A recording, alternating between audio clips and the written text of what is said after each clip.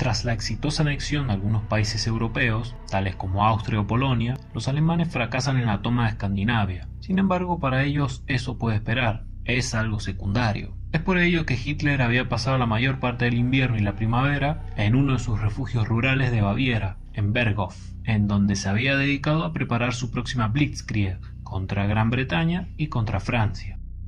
El plan que le sugieren sus generales es penetrar por el noroeste a través de Bélgica, para luego ir hacia el sur, a París, algo muy parecido a cuando los alemanes invadieron Francia al inicio de la Primera Guerra Mundial. Mientras tanto, los aliados se preparan para neutralizar la invasión, esperando para emboscar a los alemanes cerca del río Mosa.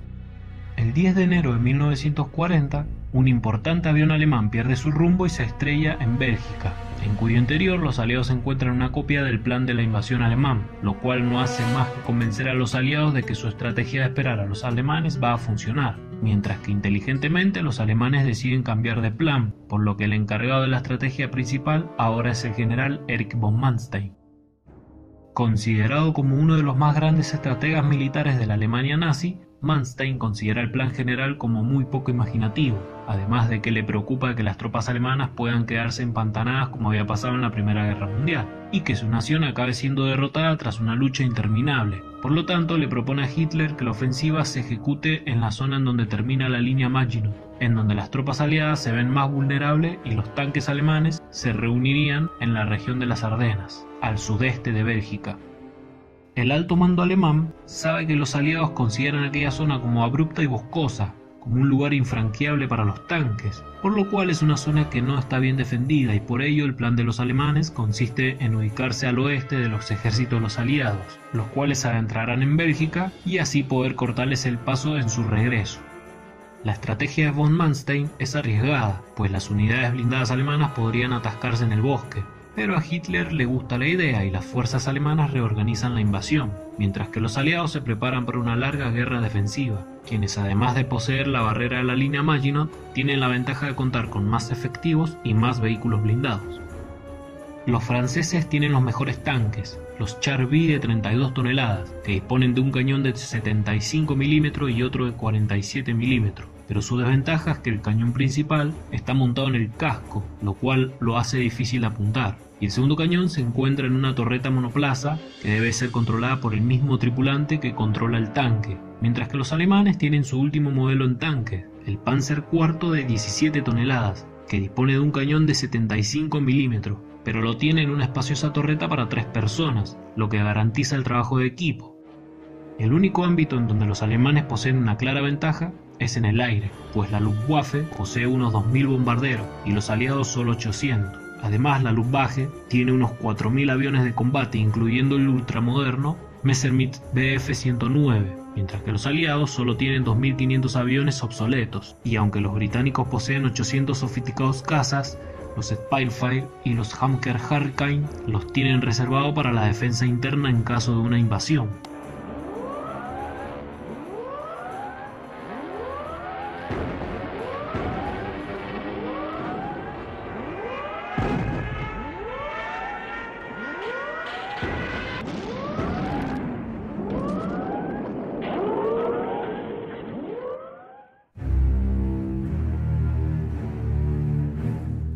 El 10 de mayo, Churchill se convierte en primer ministro del Reino Unido de Gran Bretaña, el mismo día que Hitler ordena lanzar una Blitzkrieg contra Inglaterra y contra Francia.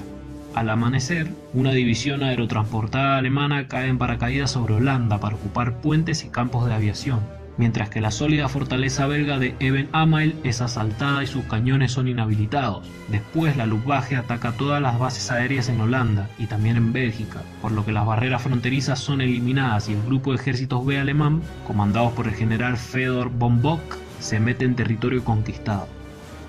El ejército británico y el francés, ubicado a lo largo de la frontera belga, avanzan a su nueva línea defensiva, pero ninguno de los comandantes aliados advierte que el grupo de ejércitos A alemán, que posee la mayoría de los Panzer, están entrando por las montañas y los bosques de las Ardenas, mientras que los alemanes que están al norte avanzan rápidamente a través de Holanda, apoyados por la implacable Luftwaffe. El 14 de mayo los alemanes exigen la entrega del puerto derrotado. Al no tener respuesta, una fuerza de bombarderos alemanes despega mientras los holandeses aún titubean, aunque cuando ya están en vuelo, los holandeses acuerdan entregar la ciudad. Sin embargo, ningún aviso de retirada llega a los pilotos de los bombarderos, dando como resultado la devastación de Rotterdam.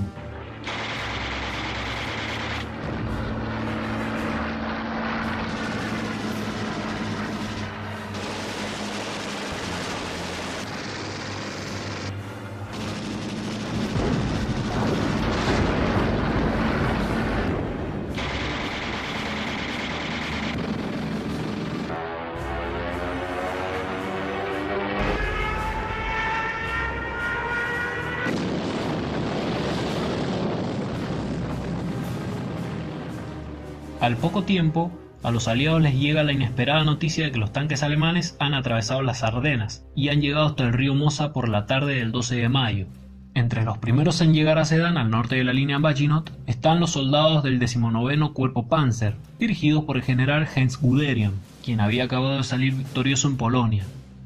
Guderian demuestra cómo se hace la auténtica Blitzkrieg. Se separa de las tropas situadas en la línea Maginot y no espera que lo alcance su propia infantería, pues avanza directamente y a toda velocidad hasta que al día siguiente las tropas de asalto cruzan el Mosa, mientras empiezan a construir los puentes para las unidades blindadas, a pesar de tener que sufrir el intenso fuego de la artillería francesa. Para el día 14 los Panzer comienzan a cruzar el Mosa, mientras que la tropa de Guderian solo se encuentran a 13 kilómetros. Luego los bombarderos de los aliados lanzan varios ataques desesperados para destruir los puentes alemanes, aunque la mayoría resultan derribados. En la segunda batalla de Sedan, las artillerías alemanas bombardearon constantemente las defensas francesas, mientras que los Stukas se lanzaban en picado, devastando todo a su paso, hasta que luego de 3 días la resistencia francesa alrededor de Sedan se vino abajo, mientras que los Panzers de Guderian se desplazaron veloces hacia el oeste. Para el anochecer, los alemanes quedaron al oeste de las tropas aliadas, por lo que el comandante en jefe francés, el general Maurice Gamelin, advirtió que están a punto de quedar rodeados y le ordenó a las tropas replegarse, pero esta repentina decisión de retirarse desconcertó a los soldados aliados, quienes además de ignorar por completo lo que ocurría detrás de ellos, su retirada se vio dificultada por una creciente avalancha de refugiados que obstruyeron las carreteras. Ese mismo día, el primer ministro francés, Paul Renaud, telefonó a Winston Churchill para decirle que habían sido derrotados.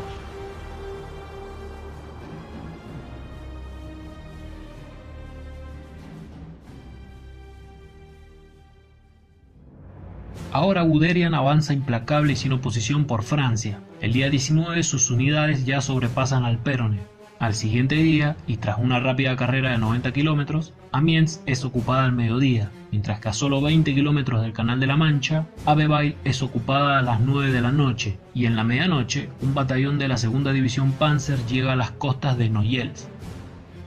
Los alemanes logran separar en 2 el frente de los aliados, y el 21 de mayo, 2 batallones acorazados de tanques británicos se preparan para lanzar un ataque. Sin embargo, sus tanques más eficaces, los Matilda II, fueron diseñados para ofrecer soporte a la infantería, y aunque está bien acorazado, es lento y sus cañones no son demasiado potentes.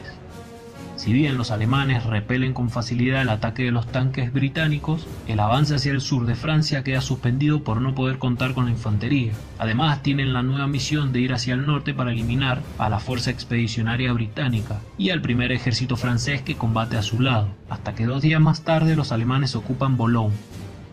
Para el 25 de mayo de 1940, el puerto de Boulogne ha sido invadido y Calais queda aislada por las tropas alemanas, por lo que los británicos se ven obligados a regresar al puerto de Dunkerque.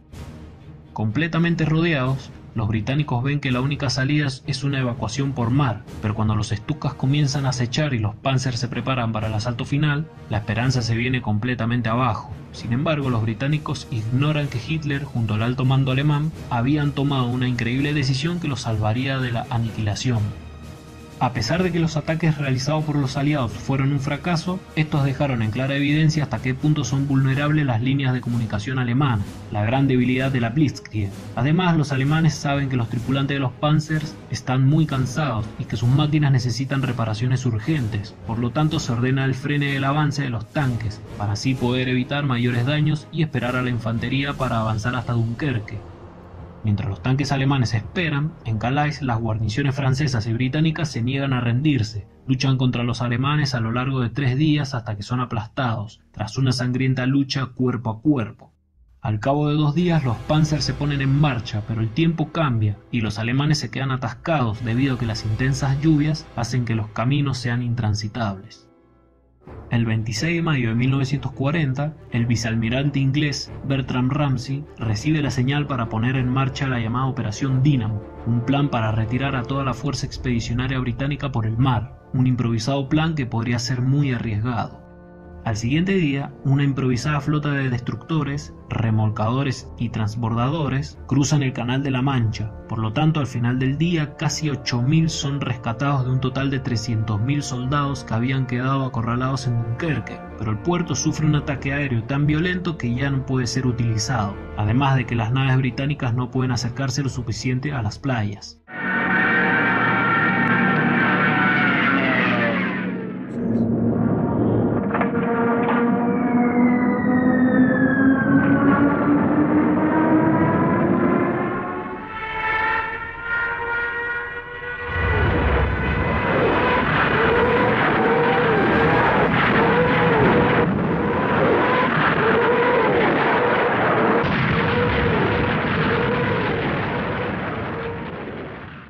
Ante esta situación, Ramsay hace un llamado a todas las embarcaciones de poco calado y de más de 9 metros de eslora, por lo cual cientos de lanchas, pesqueros y barcazas zarpan de los puertos de todo el sur de Inglaterra para ser enviados a través del Canal de la Mancha. Además, muchos de ellos no son tripulados por militares, sino por sus propietarios civiles, y después de una semana, las pequeñas embarcaciones transportan a las tropas hacia las naves más grandes. Mientras los soldados son transportados, sufren constantemente ataques aéreos, por lo que los británicos incorporan a todos sus aviones cazas para ahuyentar a la Luftwaffe. Aún así, 7 destructores franceses y 7 británicos terminan siendo hundidos junto a otros 24 buques de guerra de menor tamaño. Cuando la evacuación termina el día 4 de junio, más de 300.000 hombres son rescatados de una muerte segura, pero esto no habría sido posible sin el heroísmo del ejército francés, el cual consiguió ralentizar el avance alemán en todo momento, luchando ferozmente contra ellos. Además, la retaguardia francesa no abandonaba sus posiciones alrededor de Dunkerque, hasta que el último de los barcos se alejara de la playa. El ejército británico ha perdido la mayoría de su armamento pesado, y además no volverá a estar en condiciones de luchar contra los alemanes por un largo tiempo, mientras que los franceses continúan peleando, a pesar de que han perdido más de la mitad del total de su ejército. Por la mañana del 5 de junio de 1940, un breve bombardeo empieza la destrucción final de Francia, mientras que las tropas de asalto cruzan el Somme y el Aisne, ante una feroz resistencia francesa que hace que los alemanes se vean dificultados para pelear cuerpo a cuerpo. La Luftwaffe vuelve a la carga y ayuda a destruir todas las defensas. El día 8, los Panzer alemanes llegan al río Sena, mientras que la infantería solo está a unas pocas horas de distancia. Pero una vez cruzado el río, los alemanes se dirigen hacia el corazón del país, hasta que el día 14 el ejército de la Alemania nazi desfila por las calles de París.